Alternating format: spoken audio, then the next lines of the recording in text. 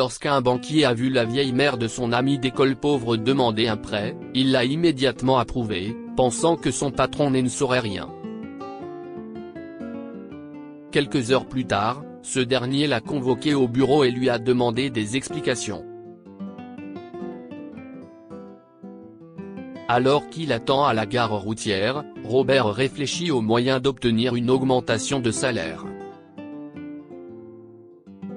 Toute sa vie, il a été un bon élève et a toujours obtenu les meilleures notes.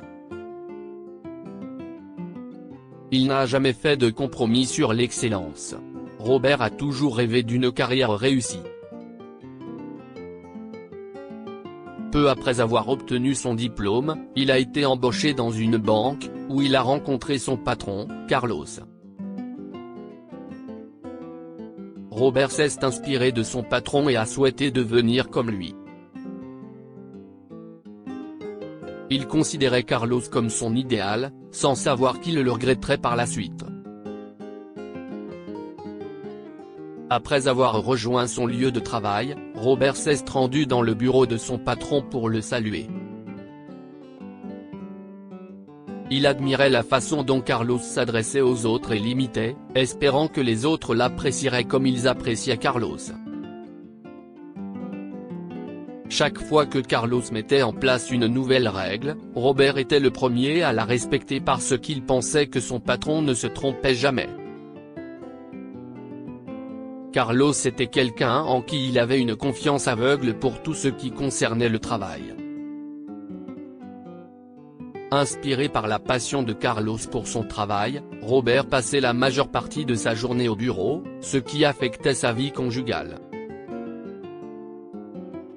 Sa femme voulait qu'il rentre plus tôt pour qu'ils puissent passer plus de temps ensemble, mais il s'en fichait.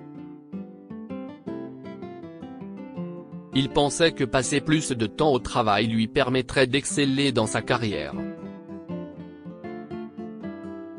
C'était une journée comme les autres pour Robert, jusqu'à ce qu'il voie une vieille dame à l'allure familière, portant des vêtements sales, entrer dans la banque.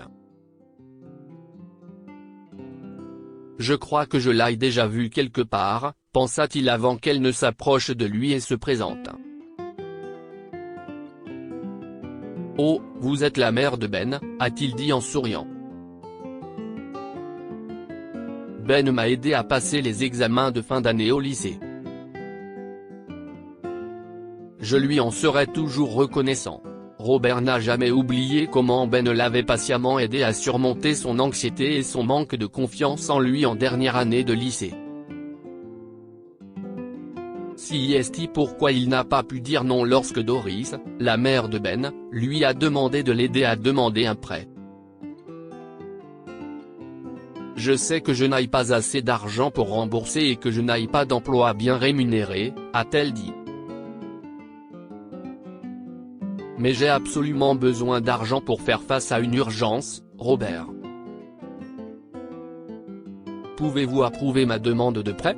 Je considérerais cela comme une grande faveur. Ne vous inquiétez pas, a dit Robert en souriant à la vieille dame. Si Ben a pu m'aider à exceller dans ma carrière, je peux lui rendre l'appareil en approuvant votre prêt. Ce n'est pas un souci. Robert connaissait bien la politique des banques et savait que les banquiers n'étaient pas autorisés à approuver les demandes de prêt des personnes à faible revenu. Cependant, il pensait qu'il n'aurait pas dénui parce qu'il avait l'intention de modifier les chiffres de la demande de prêt.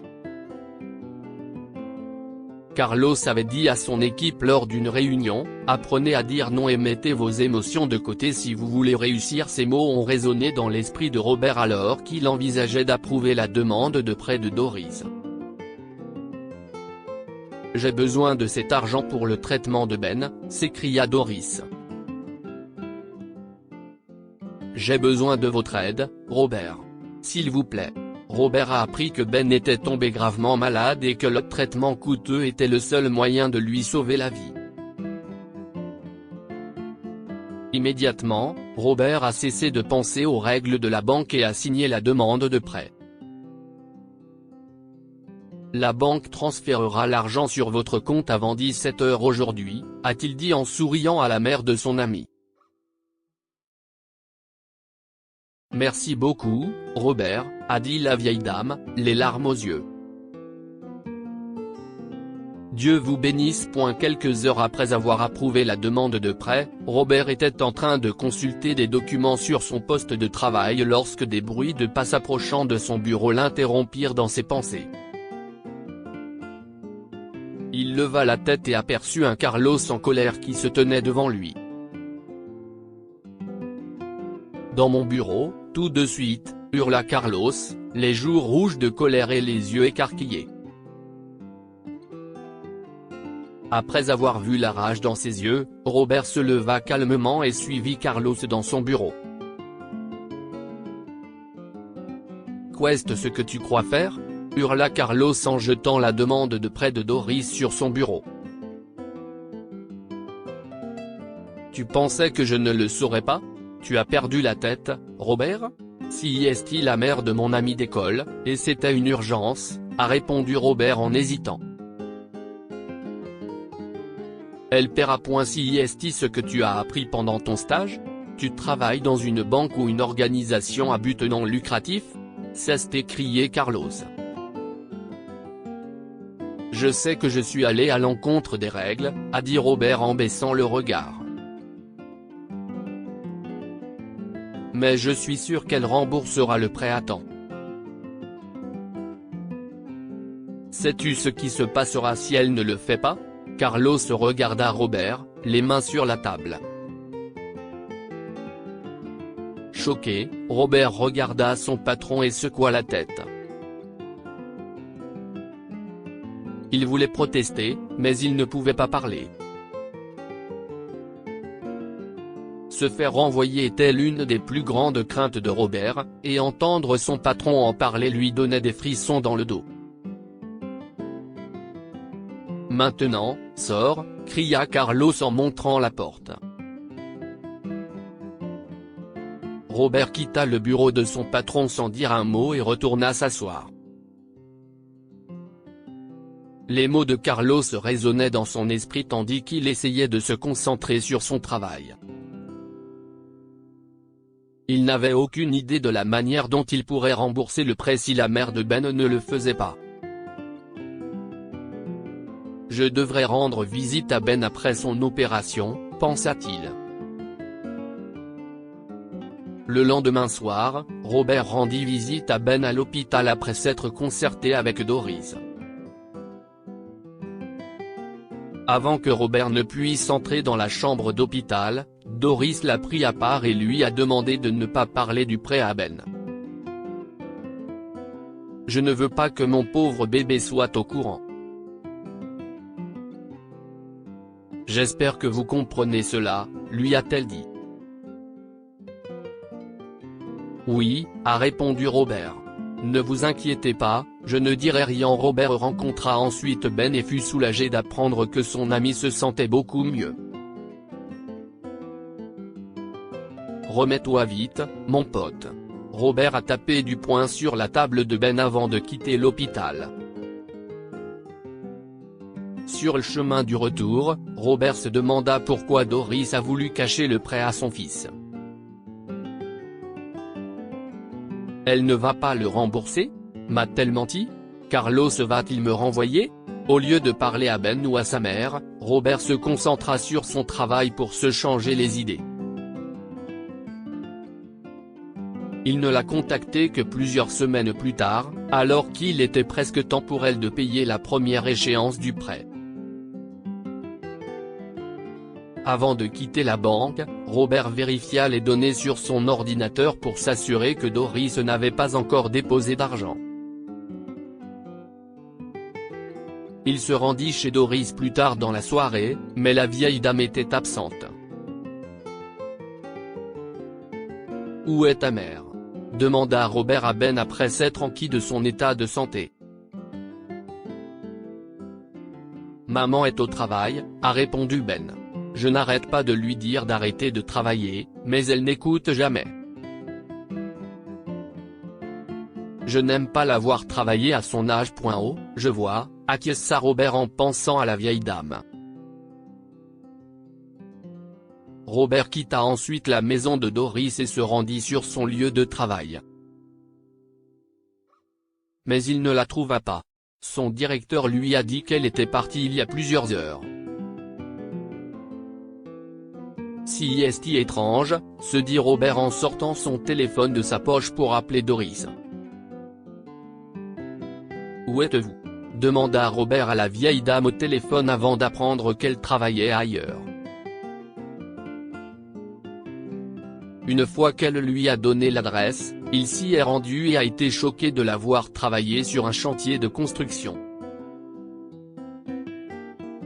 Ses vêtements étaient sales, tachés de ciment, et son visage était couvert de poussière.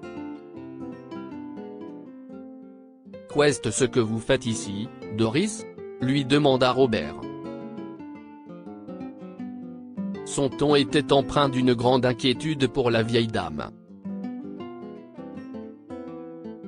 S'il te plaît, ne parle pas à Ben, supplia Doris. Je cumule 2 emplois pour rembourser le prêt. Je vous assure que je paierai le premier versement à temps. Robert a le cœur brisé en voyant la mère de son ami travailler sans relâche sur un chantier. Il se sentait mal en pensant à la façon dont elle négligeait sa santé pour aider son fils. Une semaine plus tard, Robert était assis à son bureau à la banque lorsqu'il a vu Doris entrer. « Je suis désolé, mais je n'ai pas assez d'argent pour payer le premier versement. Si est presque la moitié du montant, a-t-elle dit d'une voix tremblante. Je promets de payer le reste la prochaine fois. En voyant Doris s'excuser, Robert s'est senti très mal, et il lui a dit de ne pas s'inquiéter pour la somme restante. Je paierai le reste de votre premier versement, a dit Robert. Ne vous inquiétez pas. Plus tard dans la soirée, Robert a déposé l'argent de son compte bancaire pour payer le premier versement de Doris, sans se douter que son patron en ferait toute une histoire.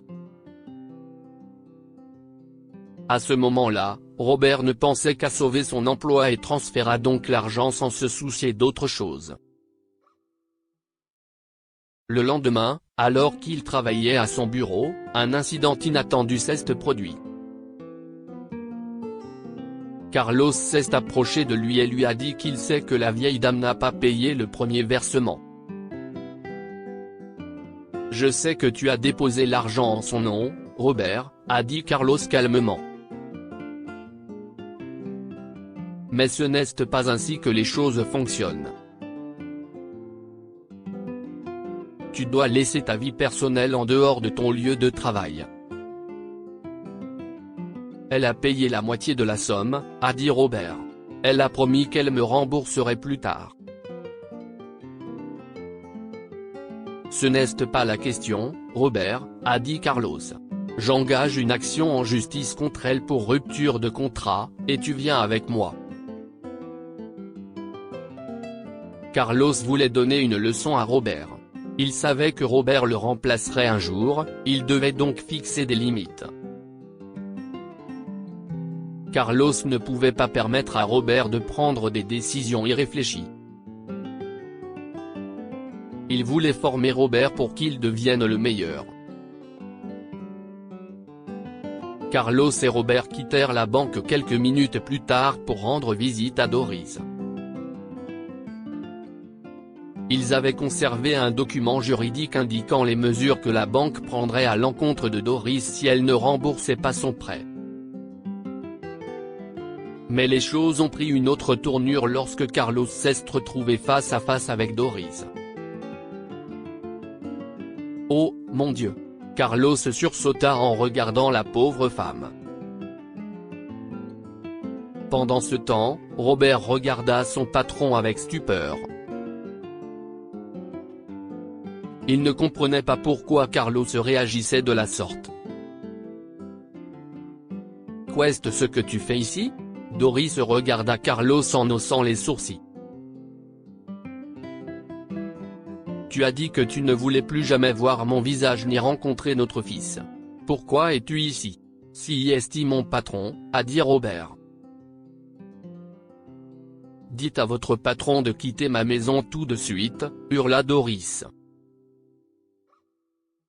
Comme il nous a quittés il y a 15 ans, il s'est avéré que Carlos était le père de Ben. Alors que Ben avait 6 ans, Carlos les avait quittés, lui et Doris, parce qu'il ne pouvait pas assumer ses responsabilités professionnelles. Au lieu de consacrer du temps à sa famille, Carlos a quitté sa maison au milieu de la nuit et n'est jamais revenu. Il n'a même pas appelé Doris pour savoir comment elle et Ben allaient. Après avoir réalisé que Doris avait contracté un prêt pour le traitement de Ben, Carlos n'a pas eu le courage de lui montrer les documents légaux. Au lieu de lui expliquer la raison de sa visite, Carlos a fait demi-tour et a quitté la maison. Robert a alors compris que Carlos n'était pas ce qu'il le pensait. Plus tard dans la soirée, Robert s'est excusé auprès de sa femme d'avoir donné la priorité à son travail. En apprenant le passé de Carlos, il a pris conscience de l'importance de la famille. Alors qu'il était son idéal, Carlos est devenu la personne que Robert ne voulait plus suivre. Le lendemain, Robert rencontra Carlos et lui fit part de ses projets. Je vais rembourser le prêt de Doris, et ce n'est pas grave si vous me renvoyez pour cela, a dit Robert. J'ai déjà commencé à chercher un autre emploi. Assieds-toi, Robert, a dit Carlos. Je veux te parler. Une fois Robert assis sur la chaise de l'autre côté de la table, Carlos s'est excusé et a dit qu'il ne le licencierait pas. Toutes mes règles ne fonctionnent pas, Robert, a-t-il dit en souriant. Tu n'as pas à t'inquiéter pour le prêt. Je m'en occupe, a poursuivi Carlos. Et je veux que tu continues à travailler ici. Je veux que tu fasses les règles ici. Comme Robert avait déjà décidé de quitter son emploi, il a pris un peu de temps avant d'accepter de rester. Il a dit à Carlos qu'il ne resterait pas au-delà de ses heures de travail et qu'il ne répondrait pas aux appels ni aux courriels à la maison. Grâce à ces nouvelles conditions de travail, Robert pouvait passer plus de temps avec sa femme après le travail, et leur lien s'est renforcé de jour en jour. Très vite, il lui a dit qu'il était prêt à avoir des enfants et le couple s'est préparé à fonder une famille. Que pouvons-nous apprendre de cette histoire? Il faut toujours bien définir ses priorités. Robert pensait que sa carrière était plus importante que sa femme, et il passait donc la majeure partie de sa journée au travail. Cependant, il s'est rendu compte qu'il devait réévaluer ses priorités lorsqu'il a appris le passé de Carlos. Ne jamais suivre quelqu'un aveuglément. Robert considérait Carlos comme son idéal et pensait que tout ce qu'il faisait était bien. Robert ne savait pas que seules certaines actions de son patron étaient correctes. Carlos a fait beaucoup de choses qui ne correspondaient pas aux valeurs de Robert. Si est pourquoi il a cessé de considérer son patron comme son modèle. Partagez cette histoire avec vos amis et votre famille. Elle pourrait les inspirer et illuminer leur journée.